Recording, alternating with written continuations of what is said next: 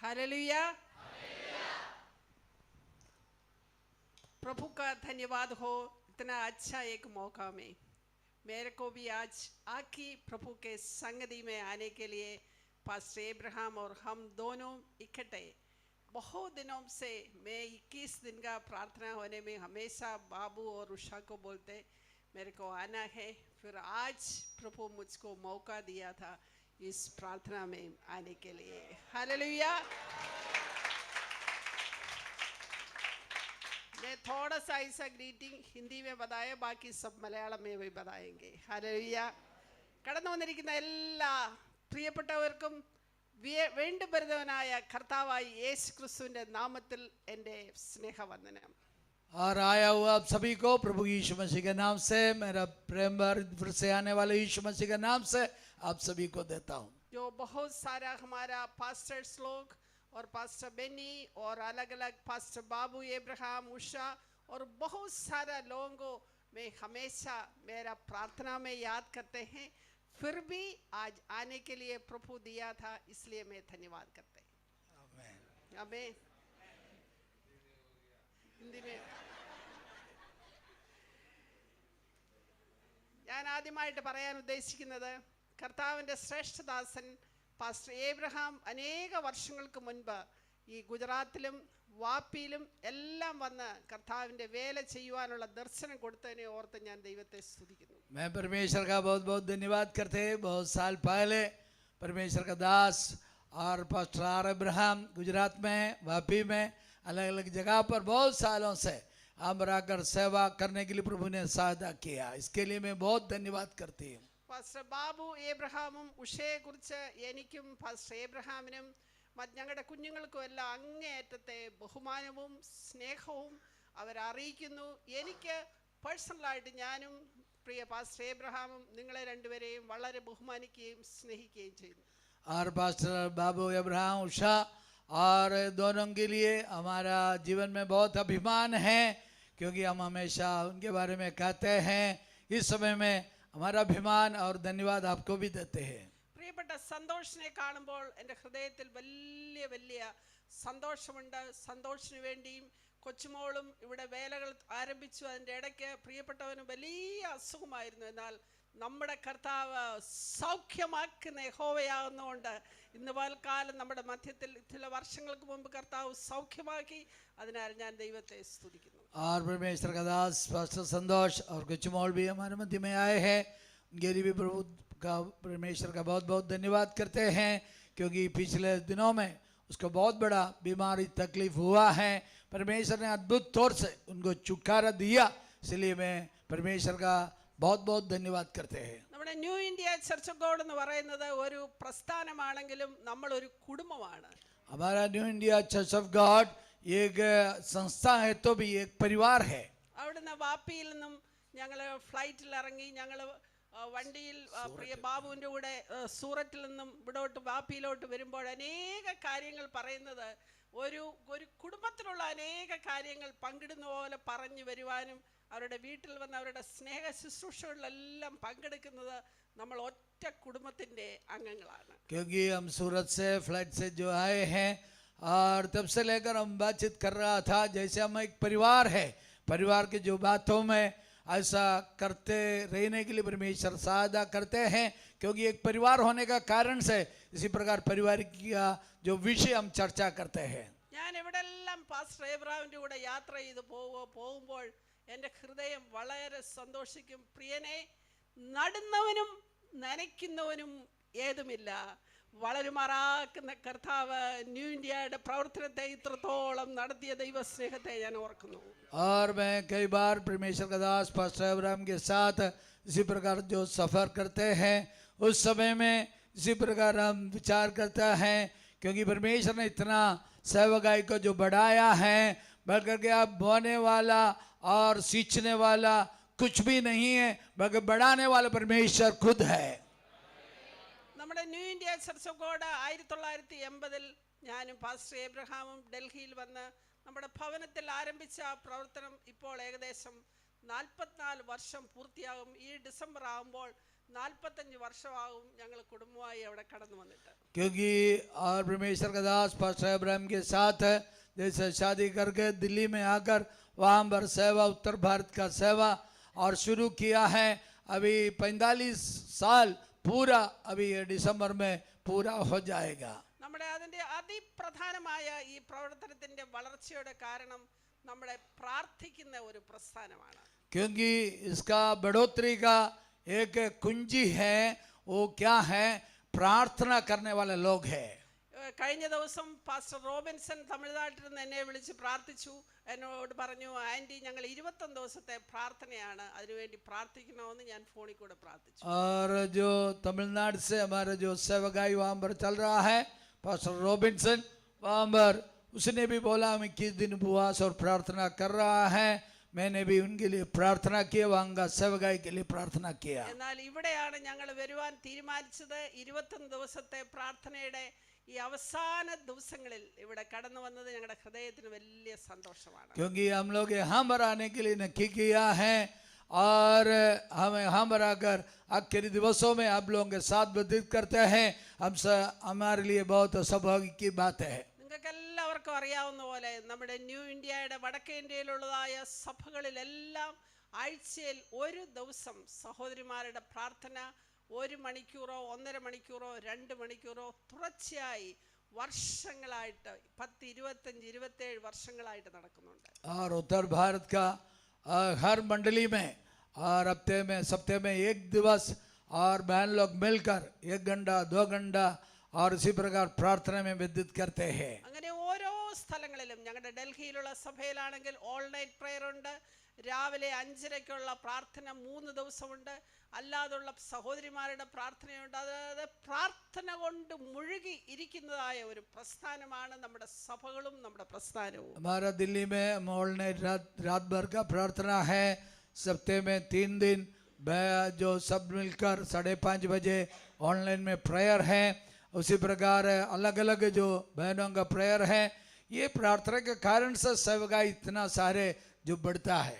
നിങ്ങൾക്ക് എല്ലാവർക്കും അറിയാം, ദൈവം ഞങ്ങൾക്ക് 3 കുഞ്ഞുങ്ങളെ ദാനമായി നൽകി തന്നിട്ടുണ്ട്. परमेश्वर ने 3 बच्चों को इनको दान के रूप से दिया है. അത് ദൈവം അവരെ ഇത്രത്തോളം നടത്തി കർത്താവിന്റെ വേലയിൽ അവരെ 3 പേരെയും കുടുംബമായി ഉപയോഗിക്കുന്നു. क्योंकि परमेश्वर ने तीनों को बढ़ाया और तीनों परिवार के साथ मिलकर परमेश्वर की सेवकाई में लगे रहते हैं. എന്റെയും പാസ്റ്റർ എബ്രഹാമിന്റെയും ഒറ്റ പ്രാർത്ഥനയായിരുന്നു, ഓരോ ദിവസവും കർത്താവേ ഞങ്ങൾ എടുത്തിരിക്കുന്ന ഈ തിരുവചനം ഞങ്ങളുടെ കുഞ്ഞുങ്ങളെ എടുക്കുവാൻ കർത്താവേ നീ സഹായിക്കണമേ. क्योंकि हमारा और यही प्रार्थना हर रोज का प्रार्थना ये था, हे प्रभु आपने जो परमेश्वर का वचन उठाया, हमारे बच्चे लोग भी इस वचन को उठाए, परमेश्वर के लिए निकले. അവരെല്ലാവരെയും നിങ്ങൾ കൺവെൻഷൻ വന്നപ്പോൾ കണ്ടു കാണും. ഒരു വളരെ ഉത്സാഹമായി കൺവെൻഷനിൽ എല്ലാ കാര്യങ്ങളും ചെയ്യുവാൻ ദൈവം ഈ വർഷവും സഹായിച്ചു. और वो लोग उत्साह के साथ परमेश्वर की सेवकाई करते हैं. कन्वेंशन की हर बातों में वो मदद करता है. ഞങ്ങൾക്ക് ദൈവം 4 കൊച്ചുമക്കളെ തന്നിട്ടുണ്ട്. और हमें 4 जो पोते को नाते पोते को परमेश्वर ने दिया है. ആ കൊച്ചുമക്കൾ എന്ന് പറഞ്ഞാൽ എൻ്റെ എങ്ങനെയാണ് അത് പറയേണ്ടതെന്ന തരത്തിൽ അതുപോലെ അവരോട് സ്നേഹമാണ് ആ 4 പേരോട്. और चारों के साथ इतना अच्छा और प्यार है. 2 മോളും 2 മോനുമാണ്. അങ്ങനെ 4 കൊച്ചുമക്കളുണ്ട്. और 2 बेटे हैं, 2 बेटियां हैं, 4 जो और छोटे बच्चे लोग हैं. എല്ലാ ശനിയാഴ്ചയും 11 മണിയാകുമ്പോൾ, ഇന്ന് ഞാൻ വന്നുകൊണ്ട് അവർക്ക് ഇന്നലെ സങ്കടമാണ്, പിന്നെ ഞങ്ങൾക്ക് വരാൻ പറ്റത്തില്ലല്ലോ എന്നോർത്ത് എല്ലാ ശനിയാഴ്ചയും 11 മുതൽ 3 വരെ ഞങ്ങളുടെ വീട്ടിൽ വന്ന് അവർ 4 പേരും ഒരുമിച്ച് ഞങ്ങളോടുകൂടെ സമയം ചെലവഴിക്കുകയും പ്രാർത്ഥിക്കുകയും ഭക്ഷണം കഴിക്കുകയും എല്ലാം ചെയ്യും. क्योंकि हमारे साथ हर शनिवार को आकर मिलकर प्रार्थना करते हैं, भोजन करता है. यदि भी अलग अलग जगह पर रहता है मगर हमारे साथ मिलकर और खुशियां मनाता है. ആദ്യമായിട്ട് ഞാൻ 21 ദിവസത്തോളം ഉപവാസമെടുത്ത് പ്രാർത്ഥനയോടും 21 ദിവസം ഭക്ഷണം വെടിഞ്ഞ് ഇരുന്നതായ പ്രിയപ്പെട്ടവരെ ഓർത്ത് നമ്മുടെ കരങ്ങളെ ഉയർത്തി നമുക്ക് ദൈവത്തെ സ്തുതിക്കുകയും മഹത്വപ്പെടുത്തുകയും. पहली बार जैसे और मैं खाना चाहता हूँ और जिस प्रकार किस दिवस अपना खाना भी छोड़कर प्रभु के बस्ती में प्रार्थना में और जितने सारे लोग रहे उनके लिए बहुत बहुत धन्यवाद करते. हाथ उठाकर परमेश्वर की महिमा करें. ആമേൻ ആമേൻ. 21 ദിവസം ഫുള്ളായിട്ട് ഉപവസിച്ചവരുണ്ട്, പാർഷ്യലായിട്ട് ഉപവസിച്ചവരുണ്ട്, ഒരു നേരം മാത്രം കഴിച്ചവരുണ്ട്. അവരെ എല്ലാം ദൈവം ധാരാളമായി ധാരാളമായി ധാരാളമായിട്ട് അനുഗ്രഹിക്കട്ടെ. 21 दिन पूरा उपवास किया हुआ लोग हैं, एक टाइम खाना खाकर उपवास किया हुआ लोग हैं, उन सभी के लिए मैं परमेश्वर का धन्यवाद करते हैं. എൻ്റെ ദൈവം എൻ്റെ ഹൃദയത്തിൽ ഏൽപ്പിച്ചതായിട്ടുള്ള പാസ്റ്റർ ഏബ്രഹാമാണ് പ്രസംഗിക്കുന്നത്. എന്നാൽ അതിനു മുമ്പ് ഒരു ചെറിയ ഒരു ഭാഗം എൻ്റെ ഹൃദയത്തിൽ ദൈവാത്മാ തന്ന മാത്രം ഷെയർ ചെയ്തിട്ട് ഞാൻ ഇരിക്കുവാൻ താല്പര്യപ്പെടുന്നു. और आज पास्टर अब्राहम हमारे मध्य में प्रचार करेंगे, मगर परमेश्वर ने मुझे और अगुवाई दिया हुआ एक वचन केवल आपके सामने मैं रखकर और बढ़ने के लिए चाहती हूँ. और गिनती का पुस्तक 11 अध्याय उसका 31 कलम. गिनती 11 अध्याय का 31. ഒരു കാറ്റ് ഊതി കടലിൽ നിന്ന് കാടയെ കൊണ്ടുവന്നു. പാളയത്തിന് സമീപത്ത് ഒരു ദിവസത്തെ വഴി ഇങ്ങോട്ടും ഒരു ദിവസത്തെ വഴി അങ്ങോട്ടും, ഇങ്ങനെ പാളയത്തിൻ്റെ ചുറ്റിലും നിലത്തോട് ഏകദേശം 2 മുഴം അടുത്ത് വന്നു. यहाँ पर इसी प्रकार लिखा है, गिनती का पुस्तक 11 अध्याय 31 कलम में, तब यहोवा की ओर से एक बड़ी आंधी आई और वह समुद्र से बठेरे और उड़ा के छावनी पर और उसके चारों ओर और इतने ले आए. നമ്മൾ വിശ്വസിക്കത്തില്ല, യഹോവ അയച്ച ഒരു കാറ്റ് വന്നു, ഒരു ഉദ്ദേശത്തോടു കൂടി വന്നു.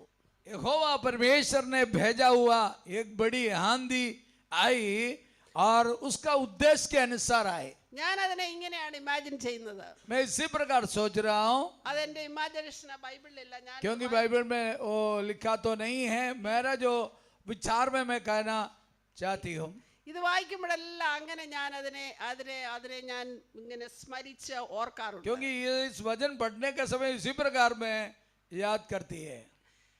കാടകളെല്ലാം തമ്മിൽ സന്തോഷിച്ച് അവർ വർത്താനം പറഞ്ഞ് അവരിങ്ങനെ കാടകൾ ഇരിക്കുന്ന സ്ഥലത്ത് അങ്ങനെ ഇരിക്കുകയായിരുന്നു. और जिस प्रकार जो लवरी हैं एक जगह पर पक्षियां और एक जगह पर वो बैठे थे आपस में बातें कर बैठने का समय में, ഞാൻ പറഞ്ഞില്ല, ഞാൻ ഇമാജിൻ ചെയ്യാം നമ്മൾ എന്താണ് രാവിലത്തെ ബ്രേക്ക്ഫാസ്റ്റ്, വൈകിട്ടത്തെ പിള്ളേരെ എങ്ങനെ സ്കൂളിൽ വിടണം എന്നൊക്കെ നമ്മൾ ആളുകൾ പറയുന്ന പോലെ തന്നെ കൊച്ചു കൊച്ചു കാടപ്പക്ഷികൾ അതിൻ്റെതായ കാര്യങ്ങൾ സംസാരിച്ചുകൊണ്ടിരിക്കുന്നതായ സമയത്ത്, जैसे हम इसी प्रकार सोचते हैं सुबह क्या नाश्ता बनाएंगे, दोपहर को क्या बनाएंगे, इसी प्रकार सोचते हैं, इसी प्रकार मैं भी इसी प्रकार जो पक्षियां भी क्या है आपस में वो कुछ न कुछ बातें उनके भाषा में करते हैं. സന്തോഷത്തോടെ അവിടെ ഇരിക്കുന്ന സമയത്ത്, इसी प्रकार खुशी के साथ रहने का समय में യഹോവ ഒരു കാറ്റ് അയച്ചു. और यहोवा परमेश्वर ने बहुत बड़ी आंधी चलाई. ആ കാടയോട് പറഞ്ഞു, നീ പെട്ടെന്ന് ഞാൻ ഈ അയക്കുന്ന കാറ്റ് ഒറ്റ ഉദ്ദേശത്തോടു കൂടിയാണ്, പോയി അവരുടെ സ്ഥലത്ത് പോയി നിൽക്കുക. क्योंकि और केवल एक ही उद्देश्य के साथ उसको भेजा गया है, वहां पर जाकर प्रभु का लोग जहां छावनी में रहता है उनके सामने आकर खड़े रहे. നമുക്ക് വിശ്വസിക്കാൻ പോലും ഒക്കത്തില്ല, ഇത്രമാത്രം ആളുകൾക്ക് തിന്നുവാനുള്ള ഇറച്ചി, തിന്നുവാനുള്ള ഭക്ഷണത്തിന് വേണ്ടിയുള്ളത് പാളയത്തിന്റെ അവിടെ വന്ന് നിന്നു. हमें कभी विश्वास कर नहीं सकता है, इतने लाखों का तादाद में लोगों को और भोजन के लिए और मांस और इसी प्रकार का पक्षियां कहां से आए. ഇസ്രായേൽ മക്കളോ ദൈവം ചെയ്യുന്ന എല്ലാ കാര്യത്തിനും നന്ദി പറയാതെ പിറുപിറുത്തുകൊണ്ടിരിക്കുന്ന സമയമാണ്. क्योंकि इस्राएल लोग परमेश्वर जितने सारे उपकार उनके लिए किए हैं और उनके लिए धन्यवाद देने का समय में वो लोग क्या है कुड़कुड़ाते रहते थे. പ്രിയപ്പെട്ട സഹോദരി സഹോദരന്മാരെ, प्रिय भाइयों बहनों, നമ്മുടെ ജീവിതത്തിൽ हमारा भी जीवन में അനേക വിഷയങ്ങൾക്ക് വേണ്ടി 21 ദിവസത്തെ പ്രാർത്ഥനയിൽ നമ്മൾ പ്രാർത്ഥിച്ചു കാണും. क्योंकि 21 दिवस में अलग अलग विषयों के लिए हमने प्रार्थना किए हैं. അതിനെല്ലാം എണ്ണി വെച്ച് ദൈവം വരയിട്ട് അതിനെല്ലാം ഉത്തരം നൽകും. क्योंकि उसके लिए हर एक बातों के लिए जैसे एक सेंटेंस में लिट्टी मारता है उसी प्रकार लिट्टी मार कर परमेश्वर क्या करता है, हमारे लिए उत्तर देता है. എന്നാൽ ഒരു നിമിഷം നമ്മൾ ശ്രദ്ധിക്കണം, बल्कि एक बात है हमें याद रखना है, ദൈവം നിങ്ങൾക്ക് വേണ്ടി ആ ഉപകാരങ്ങൾ ചെയ്യുമ്പോൾ എത്രമാത്രം യഹോവ എനിക്ക് ചെയ്ത സകല ഉപകാരങ്ങൾക്കും ഞാൻ എന്ത് പകരം കൊടുക്കുമെന്ന് പറഞ്ഞ് ദൈവത്തെ നമ്മൾ മഹത്വപ്പെടുത്തണം. परमेश्वर उसी प्रकार का उपकार हमारे प्रार्थना का उत्तर देने का समय में हम परमेश्वर को धन्यवाद देना चाहिए. जैसे मैं परमेश्वर को उसके बदले क्या दूं, धन्यवाद का कटोरा उठाकर परमेश्वर की महिमा करें. അതിന് താഴോട്ട് നമ്മൾ വായിക്കുമ്പോൾ അത് പാളയത്തിന്റെ ചുറ്റിലും നിലത്തോട് 2 മുഴം അടുത്ത് പറന്ന് നിൽക്കുമാറാക്കി ജനം എഴുന്നേറ്റ് പകൽ മുഴുവനും രാത്രി മുഴുവനും കാടയെ പിടിച്ചുകൂട്ടി. यहाँ पर इसी प्रकार लिखा है, और छावनी के चारों ओर इधर उधर दिन के मार्ग में भूमि पर 2 हाथ के लगभग ऊंचे तक वो छा गए. അപ്പോൾ അത്രയും അനുഗ്രഹിക്കപ്പെട്ടതായ അവർക്ക് കൊടുത്ത ഒരു ചെറിയ ഒരു പച്ചക്കറിയോ ഒരു ഉരുളക്കിഴങ്ങോ അല്ല, അവർക്ക് കഴിക്കുവാനുള്ള ഇറച്ചിയാണ് അവർക്ക് കൊടുത്തത്. इतने सारे लोगों को और सागबाजी नहीं, बल्कि इतने सारे लोगों को खाने के लिए मांस परमेश्वर ने दिया है. എത്ര കിലോ എത്ര മാത്രം കാട വേണം ഇത്ര പേർക്ക് ഭക്ഷണം കഴിക്കാൻ? इतने सारे पक्षियां जो लवरियां उनके लिए परमेश्वर ने दिया है. അത് അവരുടെ വായിൽ ഇരിക്കുമ്പോൾ തന്നെ പല്ലിനിടയിൽ ഇരിക്കുമ്പോൾ അത് ചവച്ചിറക്കും മുമ്പേ യഹോവയുടെ കോപം ജനത്തിന് നേരെ വന്നു. क्योंकि उसका मुंह में जो जब ये मांस रहता था उसी समय में परमेश्वर कुड़कुड़ाता था, परमेश्वर का क्रोध उनके ऊपर भड़क गए. പ്രിയപ്പെട്ടവരെ, ഒരു നിമിഷം ശ്രദ്ധിക്കുക. एक एकदम ध्यान से सुनना है. നമ്മുടെ ചുറ്റിലുള്ളതായ അനേക ആളുകൾക്ക് പലതരത്തിലുള്ള അനുഗ്രഹങ്ങൾ കിട്ടിയെന്നിരിക്കും, കിട്ടിയെന്നില്ലതിരിക്കും. क्योंकि हमारे अगल बगल में रहने वाले लोगों को कई प्रकार की आशीष शायद मिला होगा, शायद नहीं मिलता भी होगा. എന്നാൽ നിങ്ങൾക്കും നിങ്ങളുടെ കുടുംബത്തിനും നിങ്ങളുടെ സഭയ്ക്കും ദൈവം ചെയ്തതായ ഉപകാരങ്ങളെ എപ്പോഴും ഓർത്ത് ദൈവത്തെ മഹത്വപ്പെടുത്തുന്നവരായിരിക്കും. अगर आपको आपका परिवार को परमेश्वर ने किया हुआ उपकार को याद करते हुए परमेश्वर को धन्यवाद बहुत देना चाहिए.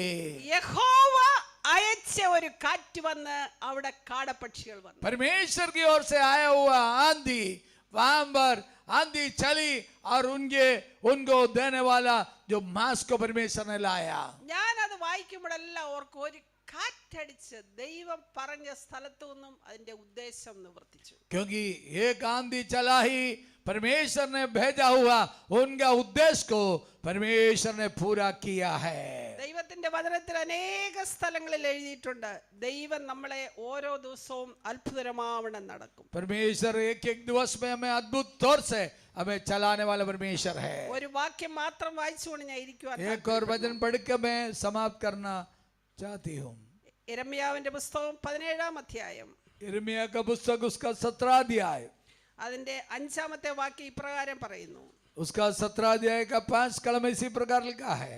മനുഷ്യനിൽ ആശ്രയിച്ച് ജഡത്തെ തന്റെ ഭയമാക്കി ഹൃദയം കൊണ്ട് യഹോവയെ വിട്ടുമാറുന്ന മനുഷ്യൻ ശപിക്കപ്പെട്ടവൻ. और उसका 5 कलम में इसी प्रकार लिखा है, यहोवा परमेश्वर को यहोवा यों कहता है, श्रापित है वह पुरुष जो मनुष्य पर भरोसा रखता है और उसका और सहारा लेता है, जिसका मन यहोवा से भड़क जाते हैं.